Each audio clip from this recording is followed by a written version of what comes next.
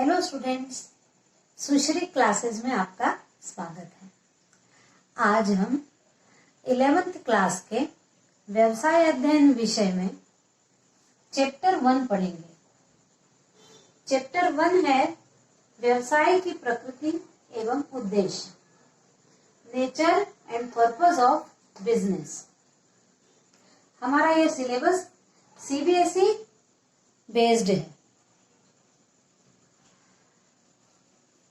इसके अंतर्गत हम पढ़ेंगे मानवीय क्रियाएं, और मानवीय क्रियाओं को पढ़ने के पहले हम थोड़ा आवश्यकता के बारे में जानेंगे कि जैसे ही मनुष्य का जन्म होता है, आवश्यकताओं का भी जन्म हो जाता है, और जीवन भर मनुष्यों को जो आवश्यकताएं होती हैं वो कभी भी समाप्त नहीं होती, अनंत तक चलती रहती है। आवश्यकताएं अनंत हैं, जीवन पर्यंत आवश्यकताएं कभी खत्म नहीं होती।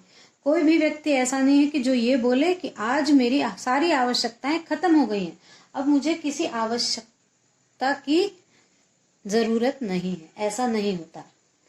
आवश्यकताएं भी कई प्रकार की हो सकती हैं, जैसे सामाजिक आवश्यकता, मानसिक आवश्यकता, आर्थिक आवश्यकता। मनुष्य जो होता है वो सामाजिक प्राणी है, और वो दूसरे मनुष्य से मिले बिना जीवन व्यतीत नहीं कर सकता, इसलिए वो सामाजिक प्राणी है। तो जो वो समाज के लिए कार्य करता है वो सामाजिक आवश्यकता के अंतर्गत आता है। मानसिक आवश्यकताएं, हम कुछ कार्य ऐसे करते हैं जो हमारे मन को संतुष्टि प्रदान करते हैं, जैसे हम पूजा पाठ करके अपने मन को संतुष्ट करते हैं। उसके बाद कुछ आर्थिक क्रियाएं हैं, आर्थिक आवश्यकताएं हम करते हैं, ऐसे कार्य करते हैं जिनमें धन की आवश्यकता होती है, तो वो आर्थिक आवश्यकताओं के अंतर्गत आता है। अब इन आवश्यकताओं की पूर्ति करने के लिए हमको निरंतर कार्य करना पड़ते हैं, और हम अपने जीवन को खुश और शांत रखने के लिए जीवन भर जो क्रियाएं करते हैं वो मानवीय क्रियाएं कहलाती हैं। आवश्यकताओं को पूर्ण करने के लिए किए गए कार्यों को मानवीय क्रियाएं कहते हैं। अब इन मानवीय क्रियाओं को दो भागों में बांटा गया है, एक आर्थिक क्रियाएं और दूसरी अनार्थिक क्रियाएं। आर्थिक क्रियाएं या इकोनॉमिक एक्टिविटीज, और अनार्थिक क्रियाएं यानी नॉन इकोनॉमिक एक्टिविटीज। अब हम पहला प्रकार देखते हैं, आर्थिक क्रियाएं, इकोनॉमिक एक्टिविटीज। ऐसी क्रियाएं जो धन प्राप्त करने के लिए की जाती हैं और जिनको मुद्रा में नापा जा सकता है, ऐसी क्रियाएं आर्थिक क्रियाएं कहलाती हैं, जिसके अंतर्गत व्यवसाय, पेशा, रोजगार आता है। धन प्राप्त करने के लिए की जाने वाली क्रियाएं यानी हम नौकरी करने जाते हैं, कोई व्यवसाय करता है। हर एक व्यक्ति जब इस प्रकार का कार्य करता है जिससे अर्थ प्राप्त होता है तो वो आर्थिक क्रियाएं कहलाती हैं। जैसे एक शिक्षक किसी स्कूल में पढ़ाता है तो उसके लिए उसको पेमेंट मिलती है, इसलिए वो आर्थिक क्रियाएं कहलाती हैं। अनार्थिक क्रियाएं या नॉन इकोनॉमिक एक्टिविटीज यानी ऐसा धन कमाने के उद्देश्य से न किया जाने वाला कार्य अनार्थिक क्रियाओं के अंतर्गत आता है। जैसे आपसी प्रेम, स्नेह, देशभक्ति, समाज सेवा, रीति रिवाज। हम रीति रिवाज मनाते हैं अपने आनंद के लिए, इनसे हमको धन की प्राप्ति नहीं होती। आपसी हम एक दूसरे से प्रेम करते हैं, स्नेह करते हैं, देशभक्ति करते हैं, देश की सेवा करते हैं, समाज की सेवा करते हैं। जब इन कार्यों को किया जाता है तो इनमें कहीं भी धन की आवश्यकता नहीं होती है, इसलिए इनके सारी क्रियाएं अनार्थिक क्रियाओं के अंतर्गत आती है। जैसे यदि कोई शिक्षक है, शिक्षक अपने बच्चों को पढ़ाता है घर में, तो वो अनार्थिक क्रिया के अंतर्गत आता है।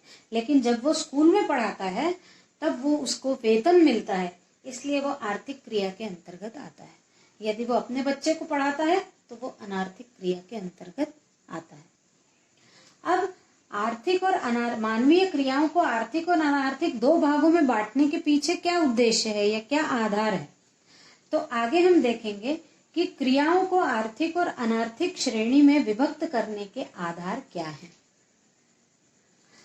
पहला आधार है क्रिया का उद्देश्य। हम ये देखेंगे कि हम जो भी क्रिया कर रहे हैं उसका क्या उद्देश्य है। यदि हम कहीं नौकरी करने के लिए जाते हैं तो हमारे क्रिया का उद्देश्य है धन कमाना, तो वो आर्थिक क्रिया हुई। लेकिन हम यदि किसी को मदद करने जा रहे हैं तो उस क्रिया का उद्देश्य आर्थिक नहीं है, इसलिए वो अनार्थिक क्रिया के अंतर्गत आएगा। ये एक पहला आधार हो गया। दूसरा आधार है धन से संबंध। जो कार्य हम कर रहे हैं उसका यदि प्रत्यक्ष रूप से धन से संबंध है तो वो क्रिया आर्थिक क्रिया होती है, और यदि प्रत्यक्ष रूप से धन से संबंध ना हो तो वो अनार्थिक क्रिया होती है। इसके बाद तीसरा है वैधानिक क्रियाएं। क्रियाओं को दो भागों में बांटने का तीसरा आधार है वैधानिक क्रियाएं। वैधानिक का मतलब होता है कानूनन सही होना। तो हम कोई कार्य कर रहे हैं जो कानून की दृष्टि से सही है और हम धन कमा रहे हैं तो वो वैधानिक क्रिया है और वो आर्थिक क्रियाओं के अंतर्गत आएगी, क्योंकि वैधानिक है यानी हम नियम कानूनों के अंतर्गत कार्य कर रहे हैं तो वो आर्थिक क्रिया के अंतर्गत आएगी। लेकिन कभी कभी ऐसा है कि हम धन तो कमाने जा रहे हैं, या एक ऐसा उदाहरण देखिए कि चोर है, रात को निकलता है। अब आप कहोगे कि रात को निकल रहा है, चोरी कर रहा है, तो वो धन ही कमाने के लिए तो जा रहा है, तो क्यों ना वो आर्थिक क्रिया कहलाएगी। लेकिन ऐसा नहीं है। चोर जो है चोरी करने जा रहा है, और चोरी करना हमारे देश में कानूनन अपराध कहलाता है, इसलिए वो वैधानिक नहीं है। भले ही चोर धन के लिए कार्य कर रहा है, लेकिन उस समय वो आर्थिक क्रिया नहीं होगी, क्योंकि वो वैधानिक तरीके से नहीं कमा रहा है, इसलिए वो धन के लिए कार्य कर रहा है, फिर भी वो अनार्थिक क्रिया होगी, क्योंकि जो कार्य कर रहा है वो वैधानिक नहीं है, कानून के अनुसार सही नहीं है, इसलिए वो अनार्थिक क्रियाएं कहलाएंगी। आज हम इतना ही पढ़ते हैं। अगले हम वीडियो में आपको मिलेंगे। लेकिन यदि आपको वीडियो पसंद आया हो तो इसको बहुत अपने दोस्तों के साथ शेयर करिए, मेरे चैनल को सब्सक्राइब करिए, लाइक करिए, और बार बार मेरा वीडियो देखते रहिए। धन्यवाद।